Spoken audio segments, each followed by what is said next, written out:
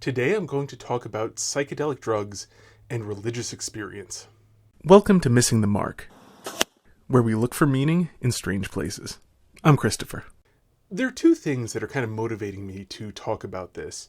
Recently I've been watching Zarathustra's Serpent's documentary on the history of psychedelia. I'm about halfway through. It's quite long. It's like 16 episodes total.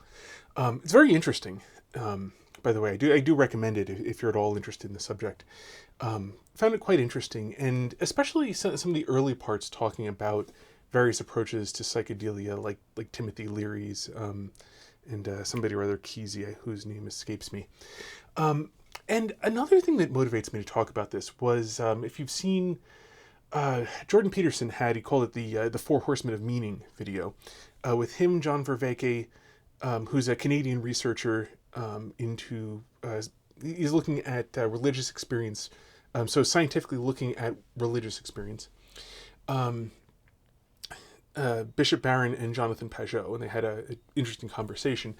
And one of the things it really touched on is the study of religious experience and the use of psychedelics in this, because one of the things psychedelics can do is prompt religious experiences. They don't do this with complete reliability, and it's complicated, and I don't have time to summarize it, and I don't think anyone would be interested in me summarizing it right now. But the short thing, you can see why scientists would be very interested in this, because the ability to produce the phenomenon you want to study on demand would be phenomenally useful in a scientific endeavor. So there's definitely some interest in this, and one of the things that it came out of, especially that conversation, one of the things John Vervaeke talked about, and also Jordan Peterson, that when people have religious experiences on psychedelic drugs, they describe these things as being more real than their ordinary experience, not less. And that these experiences often stick with them and change their lives, that they...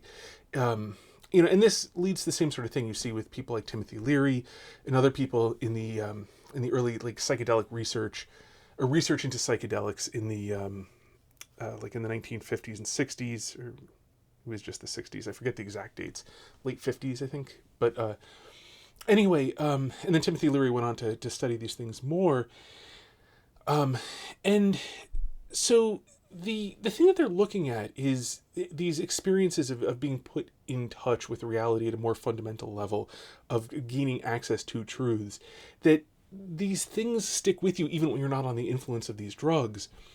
And so it's kind of an interesting question. Now, I should note too, there's a sense in which I am perhaps the least qualified person to talk about this, having never used psychedelic drugs.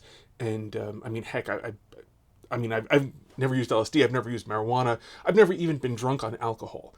So, in one sense, I have no experience with any of these things. And I also have never had a religious experience in the way people describe it. So in one sense, I'm profoundly unqualified to talk about this. But in another sense, I'm the ideal person to talk about this, because it is exactly the person who has not had these experiences who needs to think about and evaluate how, whether or not... what is real and how to get access and how to go about looking for these things, if you should go about looking for these things. That is by no means a certain thing, by the way, which I'll talk about probably towards the end of this video. So that disclaimer, take it whichever way you want. It makes no sense for people who have had experiences to be evaluating whether or not it's a good idea, because you've already, gone through it and you're doing it and so on. It's precisely the people who haven't who need to be able to think about it. So this problem sort of recurs to anything where anybody is ever considered making a decision. In one sense, the people who most need to be able to make the decision are the least qualified people to make it, but they're also the people who need to make it. People who have already decided and committed themselves don't need to. So, however you want to take that, there it is.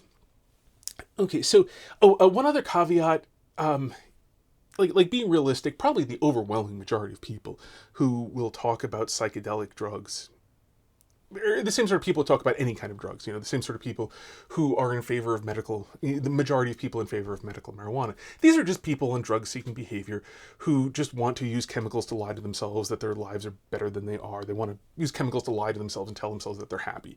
But the abuse does not abolish the use. And just because it is people who want to recreationally use marijuana medically doesn't mean that there aren't legitimate medical uses of marijuana. Just because a lot of people just want to have a good time, tell themselves that their life is better than it is with psychedelics, doesn't mean that there is not some actual legitimate use to psychedelics. So, yeah, most people are probably just, lying because they want access to things to be able to lie to themselves with it. Let's just set that all aside. It doesn't really matter to this conversation. Okay, got that stuff out of the way. So the thing about...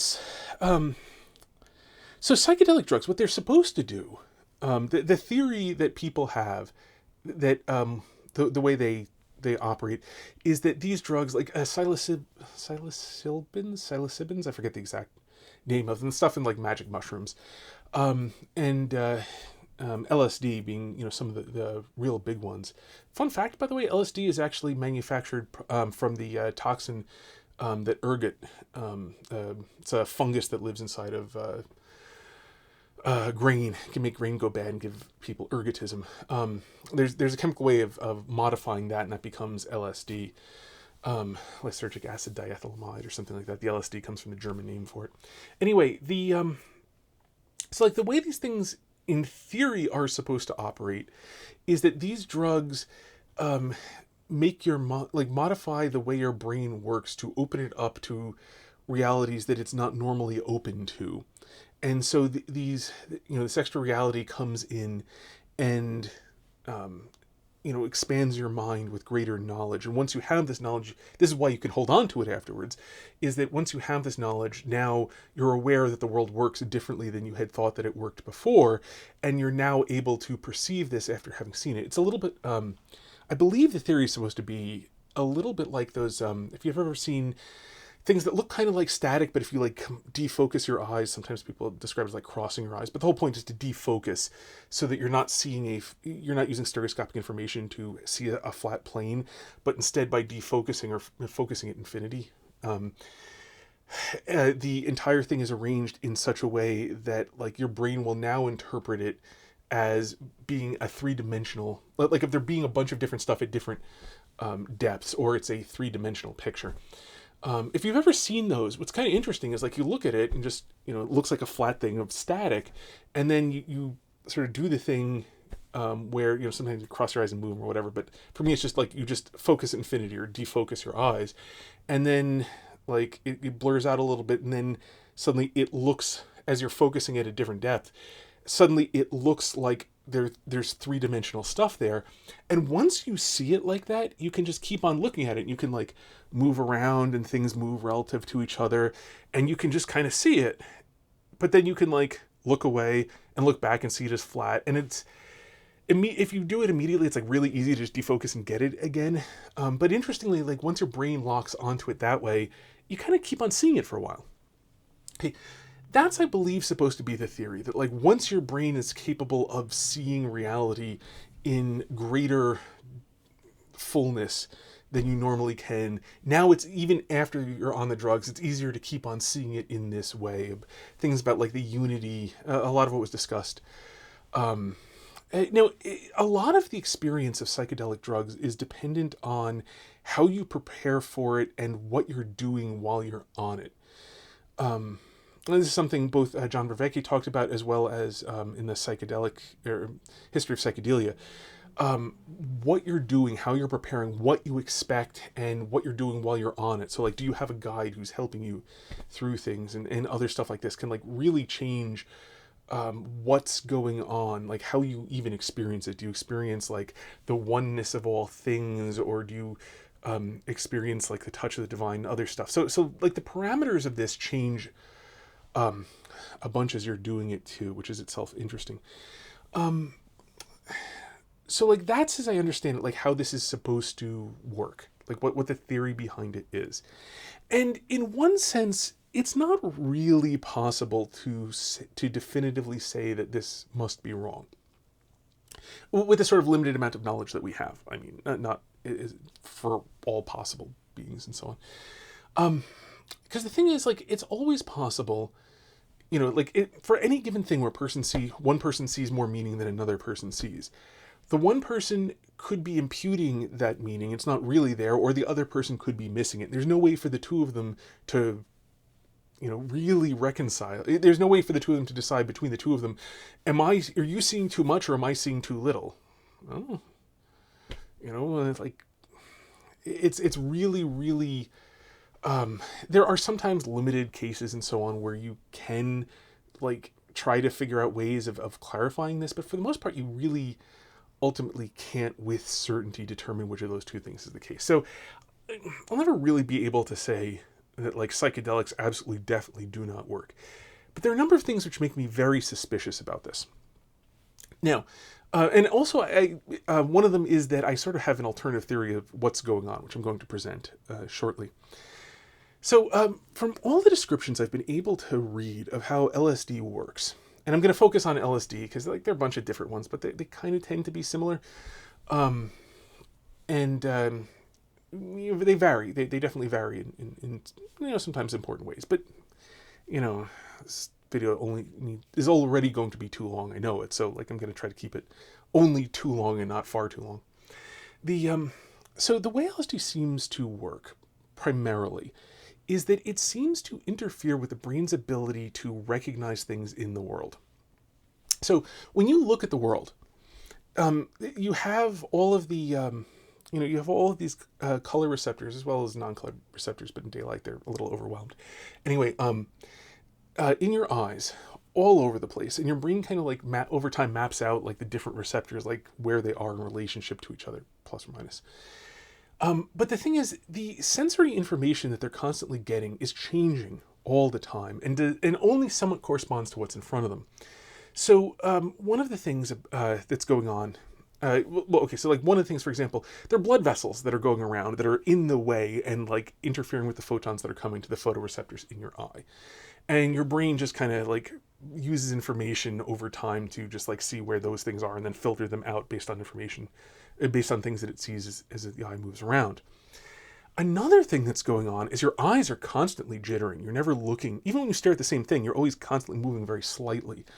And there's several reasons for this. One of them being things like to avoid the photoreceptors getting so saturated that they just, like, stop responding. But you also need to be collecting various information from nearby in order to be able to do things like not see the blood vessels in front of your eyes. There's actually the blind spots in your eye where the optic nerve comes out, and you don't have any forward-facing receptors right there. And so by jittering around, you see what's there, and your brain just remembers what was in the right place and reconstructs it. Another big thing that happens, though, and this is the really important part here, is that you recognize objects in the world. Like, you take the sensory data and use the sensory data to construct an idea that in front of you are these particular kinds of objects. And you use that information in order to, like, interpret the data that you're seeing. So, like, as your eye moves around, you're getting, like, different so like when you have an inclined plane, the light source, like, there are different angles to your eye all along it, and so there's different intensities. But you don't see it like that, not really. You can train yourself to if you're, like, a painter. But what you see is you see an object with a certain sort of illumination on which the light is playing differently. And that's different than seeing a whole collection of differently colored objects, even though all along the object, the different photo values could be interpreted as a whole large collection of just different objects, like sand, for example. But you don't interpret that way because you know what the thing you're looking at is, and so you know that this the particular way that the information you're gathering from it corresponds to what's actually out there. Like, you know what skin looks like and how skin has things like hairs in it, and skin has things like pores in it, which, I mean, they're too small for you to see, but they do actually influence, like, at a really micro level, the amount of light coming back. And so rather than seeing it as a whole collection of objects, you see it as one object with a texture to it. Your brain does a tremendous amount of work like this, and there's actually there's a whole fascinating subject as to how your brain actually figures out what are objects. And spoiler, you can't extract this from the nature of intentionality. That's subject for a different day. And so all of this work that your brain is doing so that you see objects, and that you see objects under different lighting conditions or with varying lighting, or et cetera, and as your eyes are moving around, all of this work can be short-circuited. It seems like that's what LSD does, is it prevents your brain from doing a bunch of this work. And thus, instead of, as your eyes jitter around, your brain turning this into like the image of something that is stationary, your brain stops being able to do that work, and so like everything shimmers and moves around. You hear a lot of descriptions of things like looking at a carpet, and like the carpet looks like it's moving, and that's exactly what would happen if your brain ceases to be able to interpret the carpet as like a thing that is stationary in the world. And so as your eyes jitter around, the small amounts of the sort of same information coming from different places isn't the thing moving, it's just the jitter of your eye. Well, if it can't do that, everything will look like it's moving. And the ability to pick out one object as distinct from another object is actually in no small part, I mean, yeah, we have stereoscopic vision. So for things that are close to us, we can use the fact that the two eyes see different images to figure out what's close and what's further away. And so like when you have, two things, one sort of in front of the other, and even though they're the same colors, if you can see them stereoscopically, it's pretty straightforward to pick out that like this is not the same thing as this thing. When you do it with only a single image, it's a lot harder to pick it out, but you can still do it because, like, for example, in the moment where my hands are sort of crossing, you know that I've got two hands because like I just moved them a moment ago, for example. And so you know that they're two objects that can't occupy the same space, and so one has to be in front of the other, and so on. And so your brain is able to, sort all of this stuff out on the basis of what it knows about the objects that it's seeing. LSD seems to short-circuit that, so you stop being able to do it, and things merge into each other. Well, that's exactly what would happen if you're just unable to do this. Okay, so here's my theory about what's really going on and why this produces religious kinds of experiences. This thing which is necessary for sight, this thing which is necessary to understand the world and actually interact with the world and see things and be able to do stuff with it, can easily get wrapped up with the way that human beings have a very strong tendency to interact with the world not as it is, but to interact with their own theories of what the world is. And this, in certain respects, got especially bad after the, it's sometimes called the Enlightenment, but like after capital M modern philosophy. You really see a lot of people like have an idea that like the world is dead and there's nothing interesting here. It's just a collection of dead objects with no meaning or purpose, and I know everything there is to know about the stuff that is around me.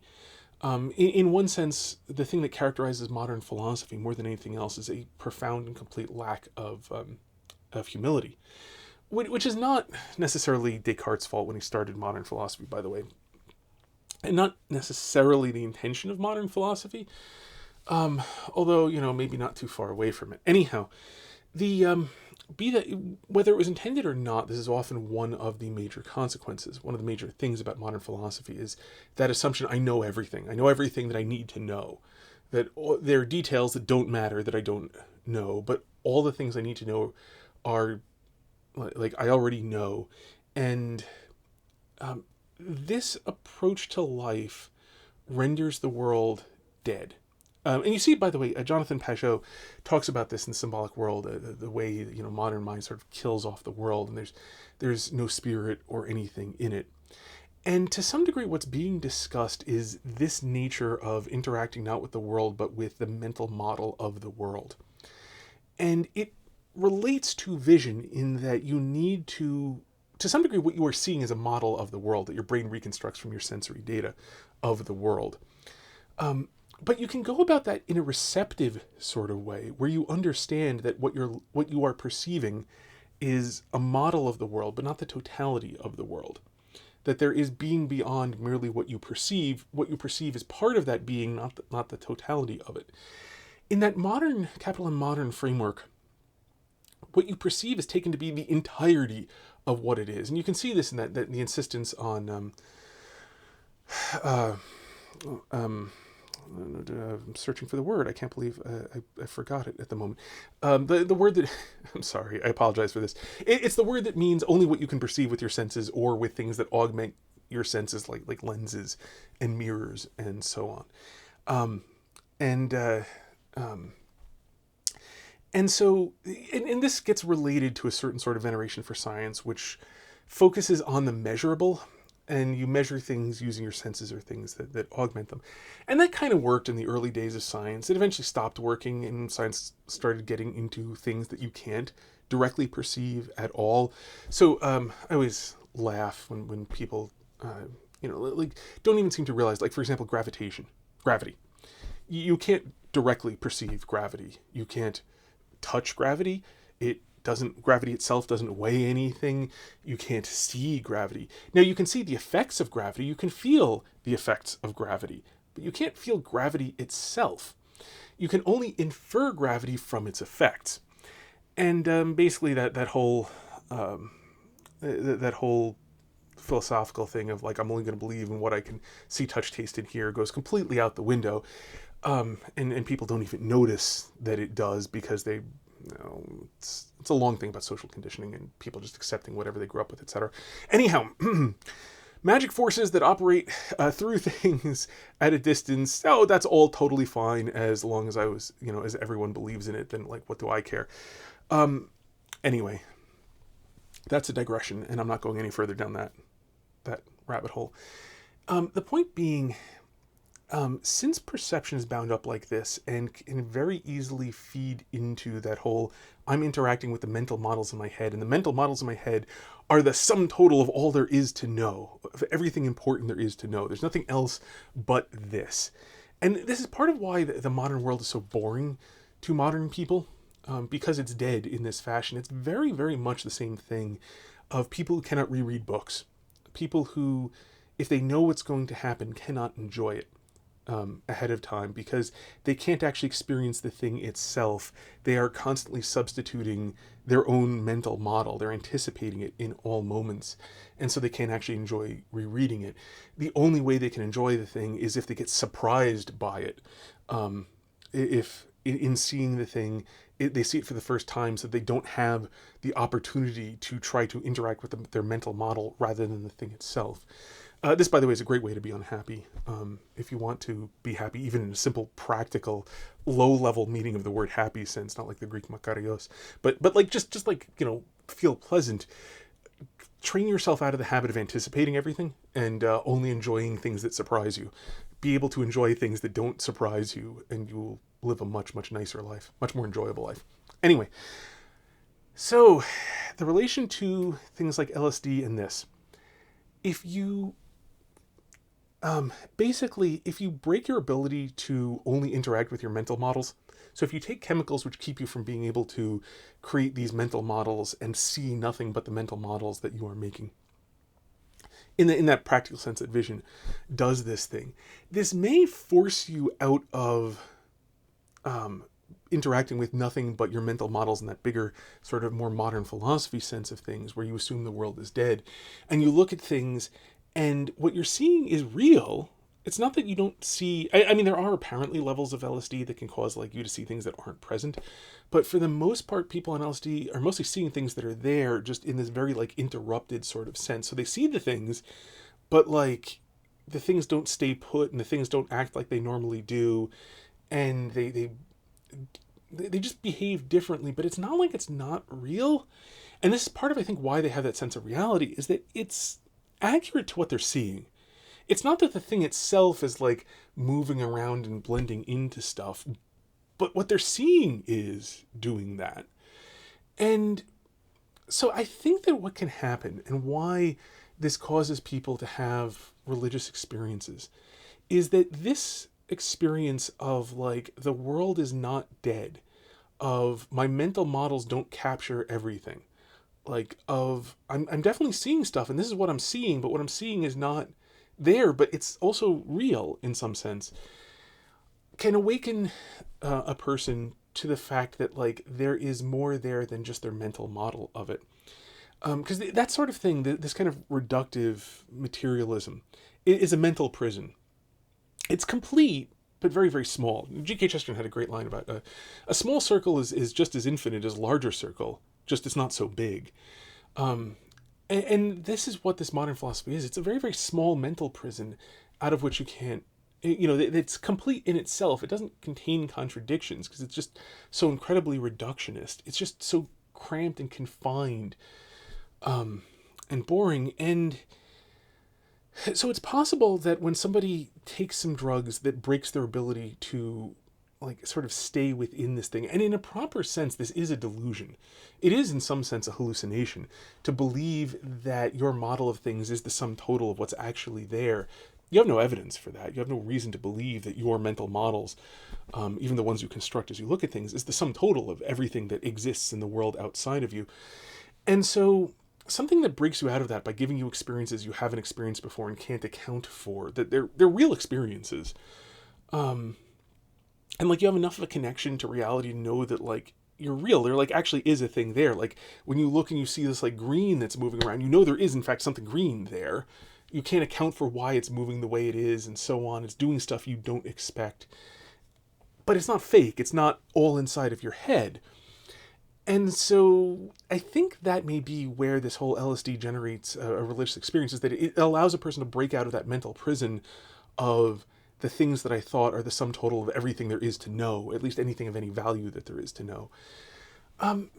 Now, to some degree, so much for like the positive side for it. That's as far as I can make out. This is kind of what's going on. And the thing I will say for it is that if you spend a while on this earth and get to know a decent number of people, you will find out that people sometimes come to true conclusions in very strange ways. But once they're there, it doesn't really much matter how they got there. And so, to the degree that there are people who come to the truth that their mental models of the world are not everything there is to know about the world, or everything of value there is to know about the world, well, it's good that they came to the truth, at least. Is this a good way of doing it? I have my doubts. And the reason I have my doubts, though I cannot say conclusively that this is the case, are really twofold. One, this seems like a lot of work to go to for something so very simple. And I kind of wonder, like, have these people never looked at trees? Like, never actually looked at trees? Because trees are big and complex things, and they're really quite fascinating. I'm very fond of trees. But, like, go outside at some point, find a tree, spend a few minutes looking at it, and actually try to, like, imagine this complex system of roots under the ground, pulling in water and nutrients through things, thinner than the human hair. Most of the surface area of roots is thinner than human hair, and you can't even see it when you dig in the ground. They feed into networks that get bigger and bigger until they're the ones that you can actually see.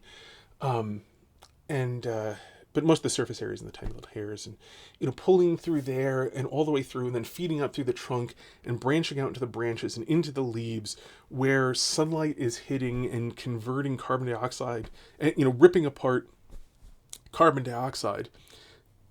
And ripping apart oxygen and turning these things into sugar. Ripping apart the water, ripping apart the carbon dioxide. Ugh, wow. I don't know why I'm so tired. Ripping apart water, ripping apart carbon dioxide, reassembling them into a sugar molecule, and having a bunch of waste oxygen that gets kicked out the side. I don't know how I just described it as tearing oxygen apart.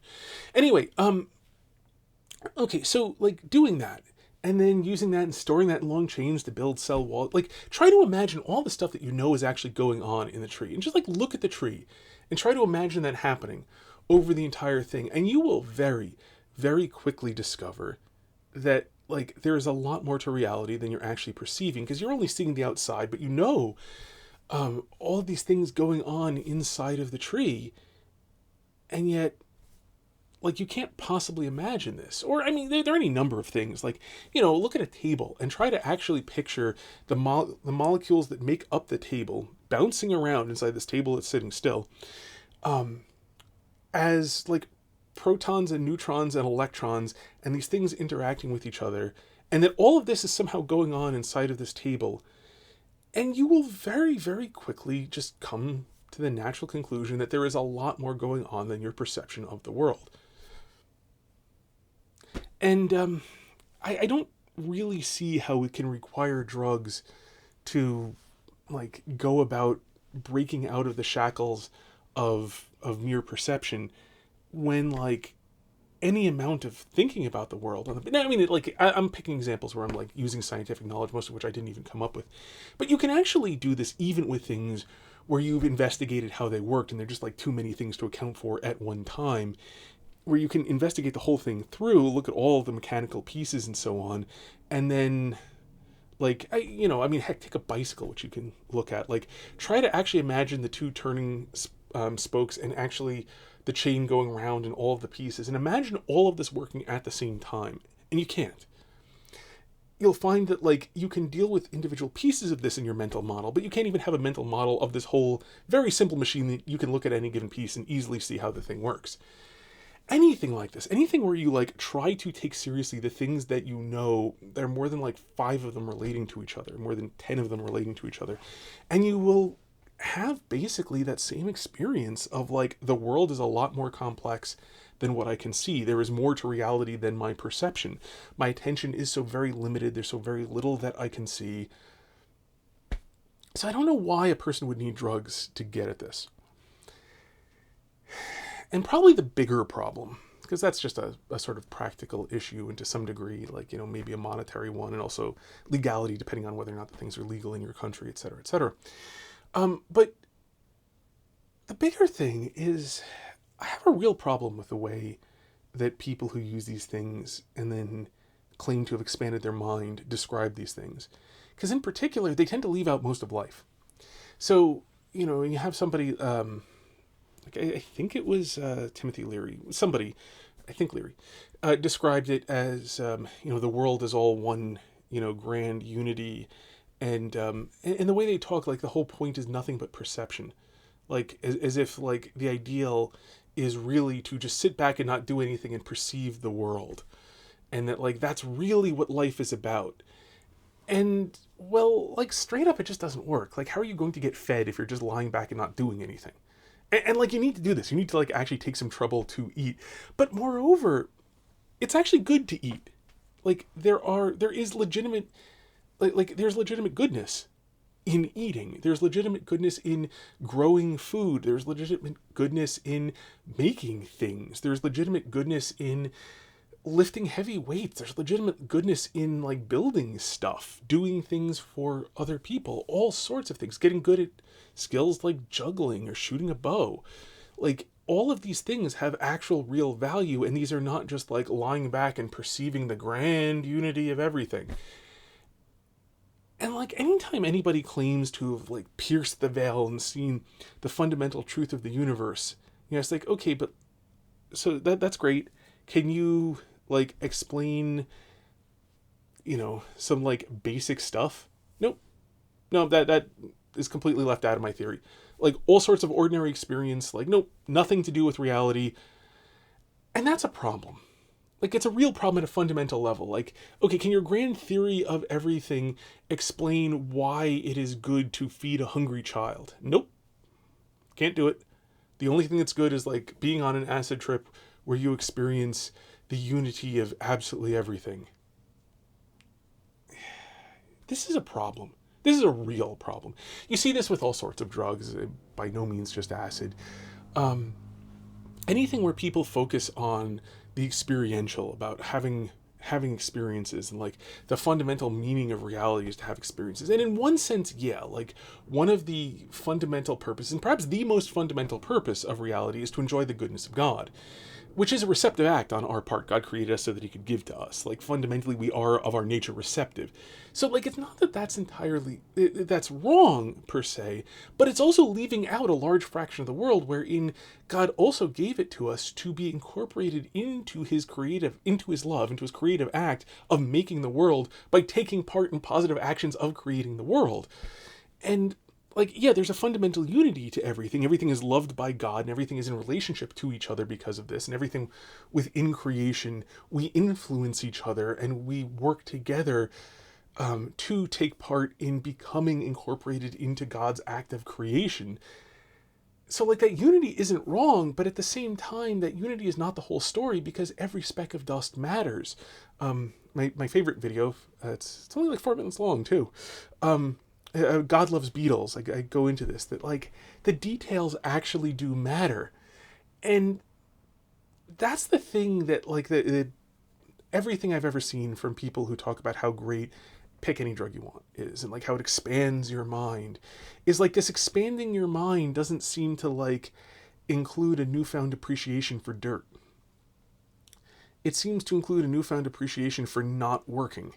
It seems to include a newfound lack of appreciation for all manner of good things. Like, they're not the greatest good in the world, but they're still good. And this is, to my mind, the biggest problem I see, is that, you know, the Timothy Learys of the world don't focus on doing the good that you can do in the moment of learning the things that you can learn, developing the skills that you can develop, building the things that you can build.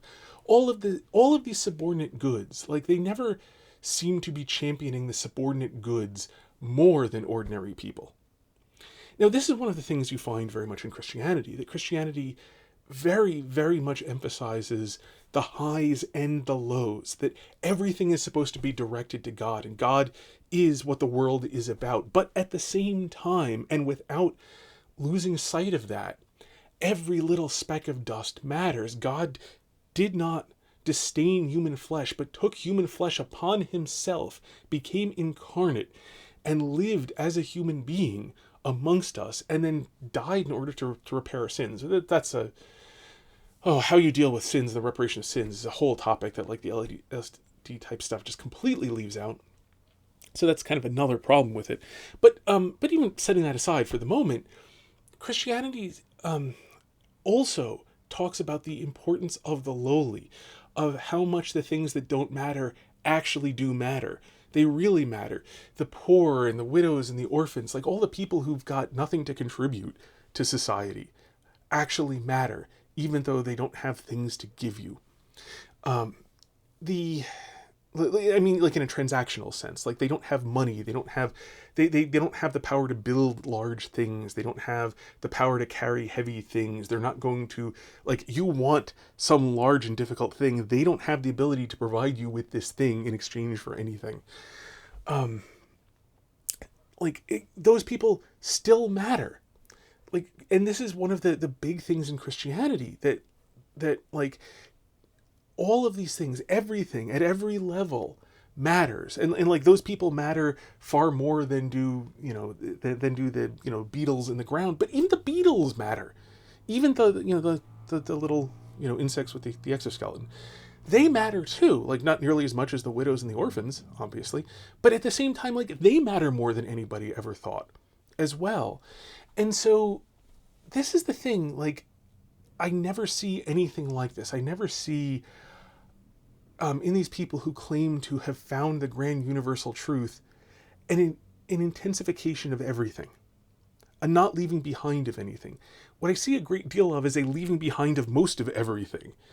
And that, more than anything, I think, strikes me as the problem with psychedelics. That, like, yeah, if you came to the truth that, like, modern philosophy, capital M modern philosophy, is wrong with psychedelics, well, okay, it's good that you've arrived at the truth that that's wrong. But from everything I've seen, it sure seems like you've got a long way to keep going. And this path has pretty much been exhausted by now.